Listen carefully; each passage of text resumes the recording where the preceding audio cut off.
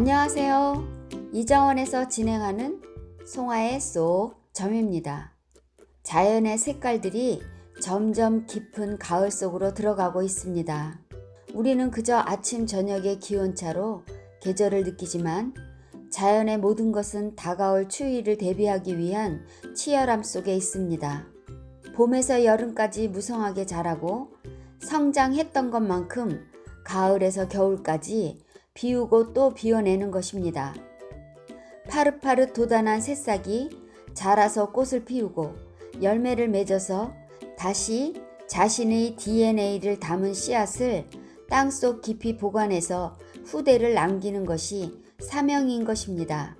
누가 가르쳐서 된 것도 아니고 저절로 자연스럽게 이루어지는 것입니다. 하나의 씨앗에서 다시 수많은 씨앗을 품어내듯이 산다는 것은 산수처럼 계산해서 되는 것은 아니지 싶습니다. 그저 흐름대로 만나는 기운과 소통하고 받아들이며 맡겨보는 것은 어떨까 생각해 봅니다. 이번 시간에는 지천택계 학계에 대해서 설명해 드리겠습니다. 지천택계 초구효의 효사는 초구는 발모여이라 이 기휘로 정인이 길하니라. 초구는 띠뿌리를 뽑음이라 그 무리로서 가민이 길하니라 라는 뜻입니다. 지천태의 괴상이 서로 응하고 있는 것으로 사귀어 통합니다. 그래서 학계의 건계가 상계의 열린 곤토 속에서 세상 밖으로 나오고 있는 모습입니다. 발모여는 뺄 발에 띠모 그리고 뿌리 여자입니다. 이것은 한 포기의 띠풀을 뽑았는데 뿌리가 서로 얽혀 있어서 여러 포기가 함께 따라 나오는 것을 말합니다.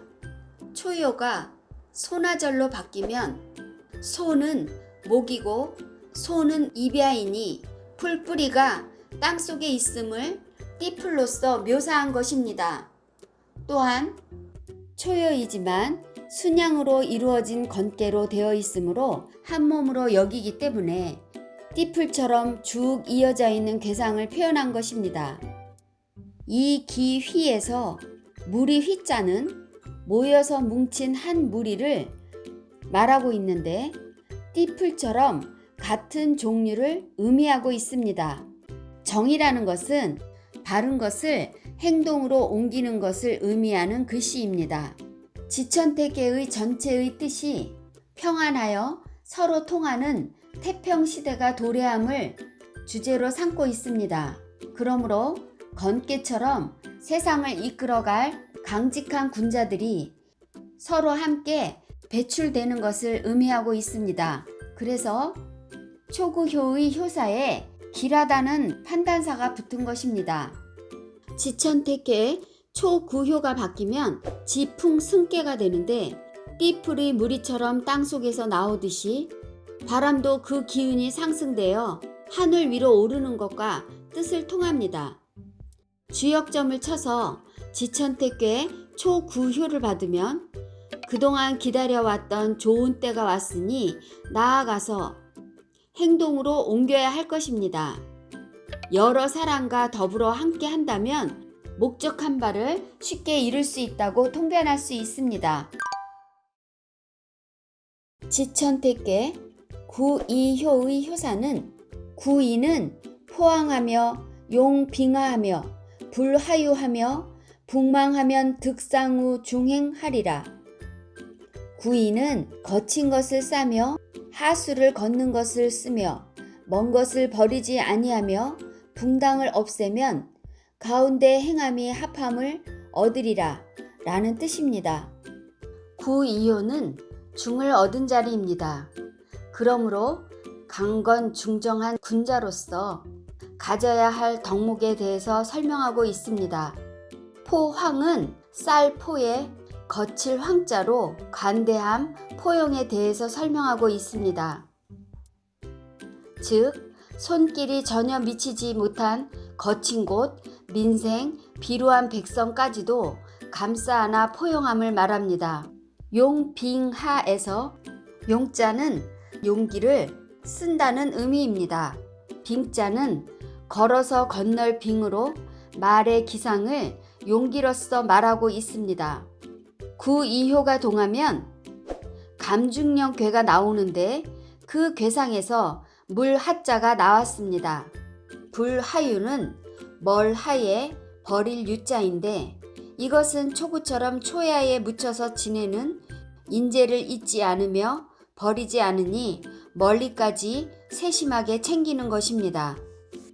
붕망하면에서 법붕자는 건깨의 상에서 나온 글씨로 모여서 뜻을 함께하는 친구입니다.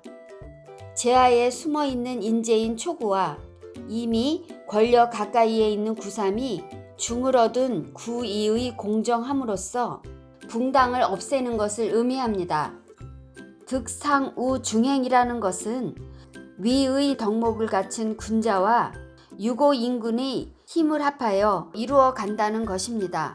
구이는 양으로서 득중하였고 위로는 육오와 정웅이 되니 신인과 지지를 얻어서 신하의 자리에 있으나 지천태계의 태평성대를 다스리는 주역이 된다는 것을 설명하고 있습니다.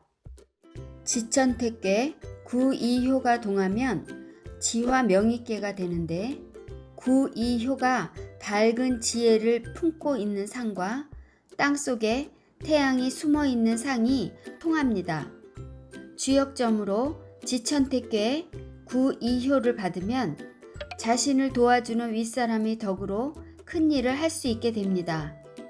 일이 많은 곳일수록 자신의 능력 발휘가 더욱 잘 된다고 통변할 수 있습니다. 지천태계 구삼효의 효사는 구삼은 무평불피며 무왕불복이니 간정이면 무고하야 물휼이라도 기부이라 우식에 유복하리라. 구삼은 평평해서 언덕지지 않음이 없으며 가서 돌아오지 않음이 없으니 어렵게 하고 바르게 하면 허물이 없어서 근심하지 않더라도 그 미더운지라 먹는 데에 복이 있으리라 라는 뜻입니다. 구삼효는 뇌계와 외계가 접하는 위치로 뇌계의 강건한 기운이 가득 차 있어서 더 이상 채울 수 없고 이제는 비워져야 할 시기로 말하고 있습니다. 무평불피에서 평평하다는 것은 걷기가 편한 것처럼 세상이 편안한 것을 뜻합니다. 하지만 평평한 땅도 자꾸 밟으면 기울어지고 울퉁불퉁해진다는 것입니다. 여기에서 상계의 공계를 아우르고 있습니다. 무왕불복은 간 것은 반드시 돌아온다는 것인데 이 글씨는 건계의 상에서 나왔습니다. 천도는 사계절을 반복합니다. 그래서 때가 되면 물러나지만 회복할 때도 온다고 하는 것입니다. 간정에서 어려울 간자를 고들정 앞에 두고 더욱 강조한 것은 그만큼 어려운 처신을 말하고 있는 것입니다. 그래서 어렵게 하고 바르게 한다면 아무런 허물이 없게 된다는 것입니다. 물휼에서 근심할 휼자에 하지 말라는 물자를 붙여서 근심하지 말라는 것입니다. 또한 기부에서 믿을 부는 때가 되면 물러나고 또 물러난 것이 다시 회복된다고 하는 그 믿음을 말하고 있습니다.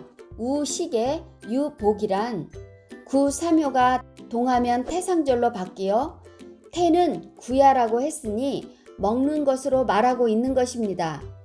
구삼효는 아무리 태평천하라고 할지라도 시간이 지나면 자연이 타성해졌고 해이해져서 부패하기 쉬운 것을 경계하는 것입니다. 지천태계 구삼효가 동하면 지택린계가 되는데 태평한 때가 가고 비색한 때가 가깝게 있는 것처럼 땅에 연못이 가깝게 있다는 것과 뜻을 통합니다. 주역점으로 지천택교의 구삼효를 받으면 보기에는 좋아 보이지만 내용은 어렵고 힘든 시기가 많습니다. 매사 경계하고 어렵게 힘써서 나가다 보면 이루어질 수 있다고 통변할 수 있습니다. 동양 철학을 공부해 오면서 실제 그 이치가 생활 속 작은 곳까지 운영되고 있다는 것을 알게 되면서 더욱 깊이 사색하게 됩니다. 학문과 학술은 공부하고 배워온 바를 실제로 반영하여 증명해 보이는 것입니다. 과학자들은 우주를 동경하는 우주선을 만들고 다양한 물질들을 개발하며 의학도들은 사람의 건강을 지켜내는데 자신들이 학문의 공을 이룹니다. 부족한 저 역시도 수천 년 동안 1점 한자도 바뀐 적이 없는 주역이라는 경전을 학문으로 스스로 연구하고 그것을 감히 여러분과 나누고 있습니다. 세월의 두께만큼 분명히 헤아릴 수 없다는 경계가 있음을 알고 있지만 겸손한 자세로 문학과 철학과 역사를 아우르는 주역 경전의 이치를 헤아립니다. 그리고 정성스러운 마음으로 연구된 자료도 살핍니다. 64궤를 한 걸음씩 나아갈 때마다 여러분과 함께 연결되고 그 에너지를 나누고 싶습니다. 여러분, 송하의 속점은 여기까지입니다.